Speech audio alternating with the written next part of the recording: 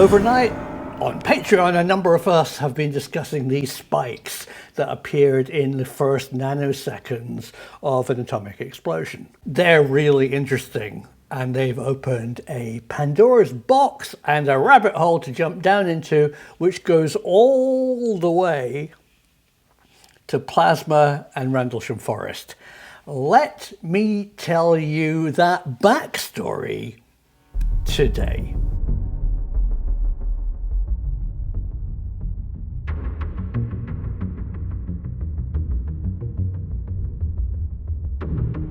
The question amongst us was, what are they and how are they formed? Now, if you Wikipedia search these spiky things, you are told that they are the vaporization of the guy wires that hold up the tower where the early above ground atmospheric tests were done. Why did they vaporize and what's going on?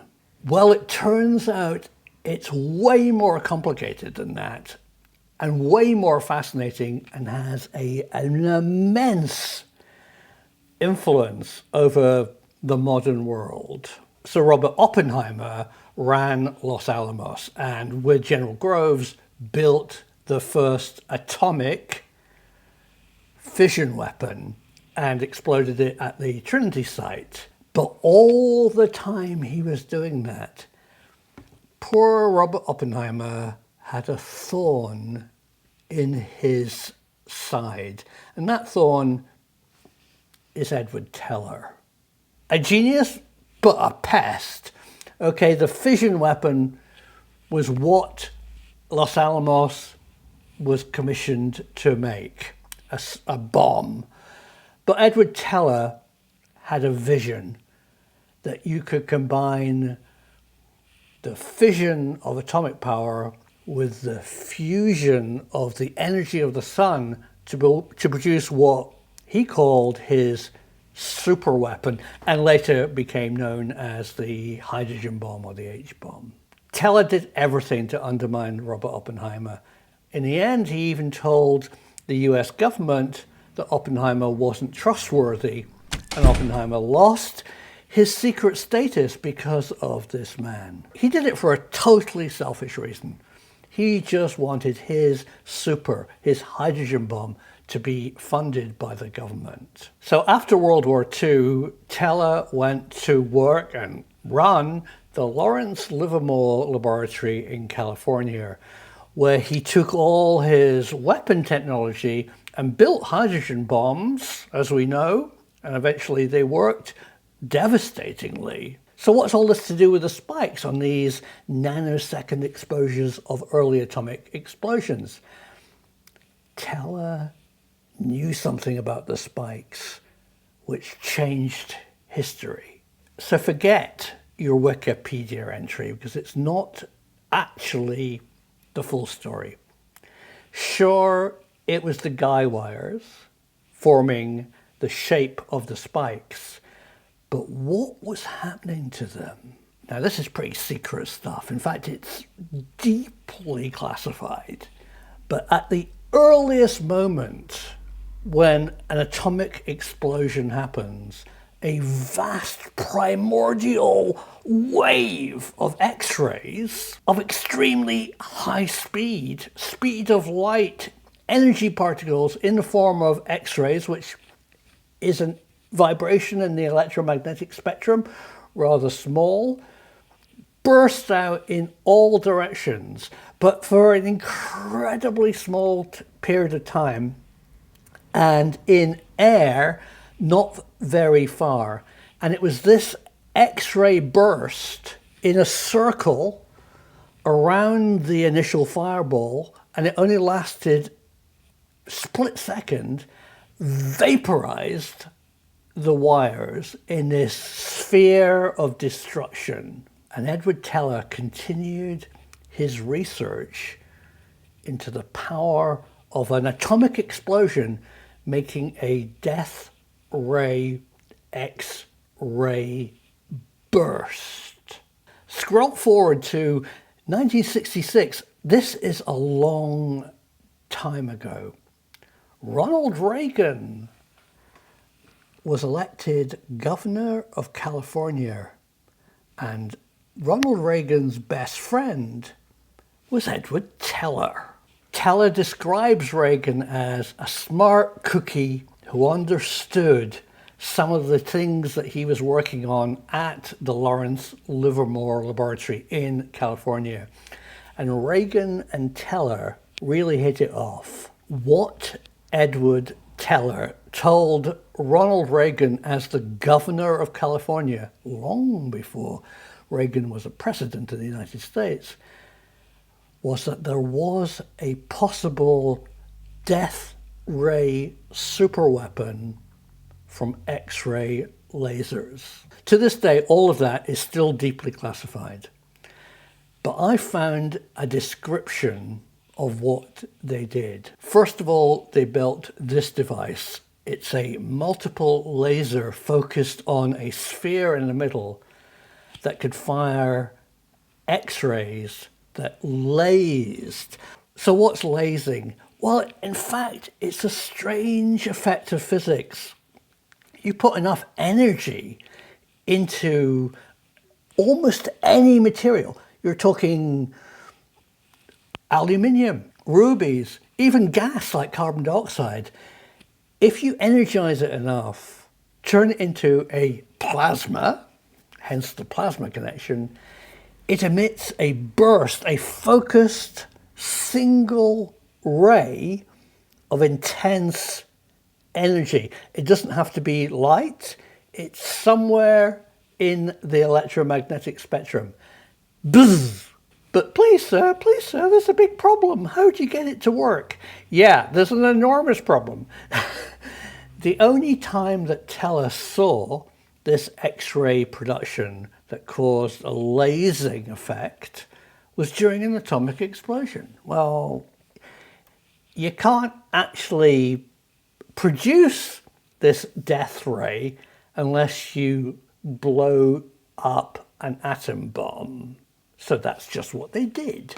Here are two fine gentlemen with lots of wires standing above a tunnel in New Mexico.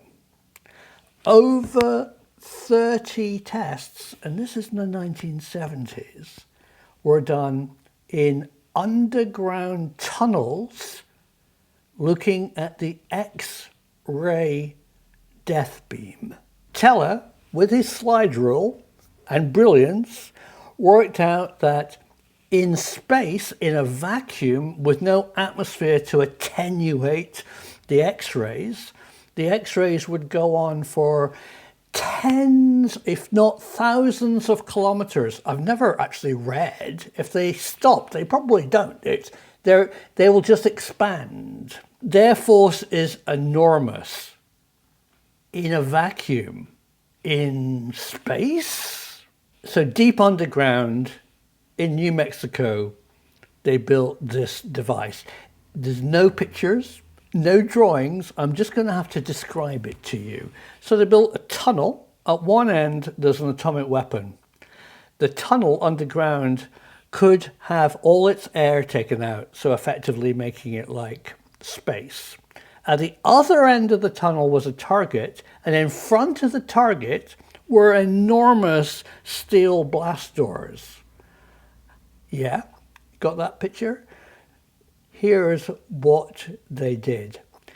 They exploded the atomic weapon in a vacuum and slammed the doors before the shockwave of the expanding explosion hit the target. So you've now got an atomic explosion gone off, an enormous shockwave rushing down the tunnel, the doors slam shut, and from the atom bomb comes a pulse of super energetic X-rays, which goes at the speed of light down the tunnel in the vacuum, right through the steel blast doors, and destroys the target. Truth be told, it didn't always work. Oh, I can imagine getting the timing right. Oh, damn, I shut the doors too late, or whatever. And so they continued testing and testing and testing until it worked. And here's something, again, you don't read on Wikipedia, you don't read in history books, and you're only getting it from me. Edward Teller told Ronald Reagan, we've got the X-ray death ray working. It could become a missile defense device. Now we're getting into public history. The next thing that you know is that Ronald Reagan visits this place, Cheyenne Mountain.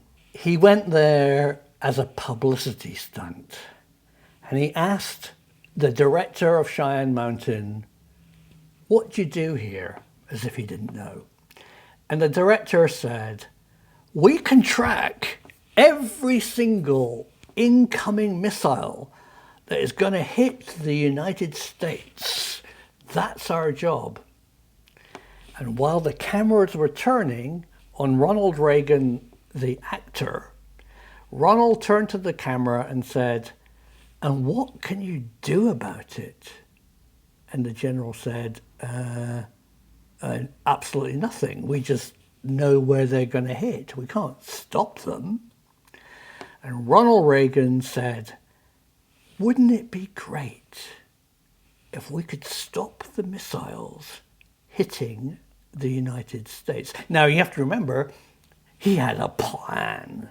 So in the classic address of the nation, Ronald Reagan proposed a future project called SDI, Strategic, I can't say that word, Defense Initiative. And that was repenned by journalists as Star Wars. And it spent between 400 and 800 billion dollars. Let me share with you a vision of the future which offers hope. It is that we embark on a program to counter the awesome Soviet missile threat with measures that are defensive. I know this is a formidable technical task, one that may not be accomplished before the end of this century. Yet current technology has attained a level of sophistication where it's reasonable for us to begin this effort. The number one program was Edward Teller's, again, this is rather secret, Excalibur project. And Excalibur was X-ray laser Star Wars missile defense systems in space. So did Excalibur, the spiky atom bomb X-ray device in space, actually work? No. Edward Teller eventually got trashed by scientific advisors who looked at the program and said, it's good in theory, but the amount of power and the possibility also of, if you had this X-ray missile defense satellite up there, Russia could shoot it down. So they've destroyed it. So do you have two? They shoot them both down. I mean, it wasn't practical. And although he desperately wanted something at the end of his life to make him even more famous than inventing the H-bomb, it ended all badly. And the X-ray Excalibur SDI device just was never built. So I hope you've learned something today. I am not an expert, but I lived through this period. I know my history. I'm sure I've got some things wrong, and you, as I say always, are really the experts. So tell me what you think about what I said in the comments below. And again, if you really want to support this channel and actually make me independent of YouTube and their parent company Google, become a Patreon and then have a real input into what I can really do for you. The truth is out there.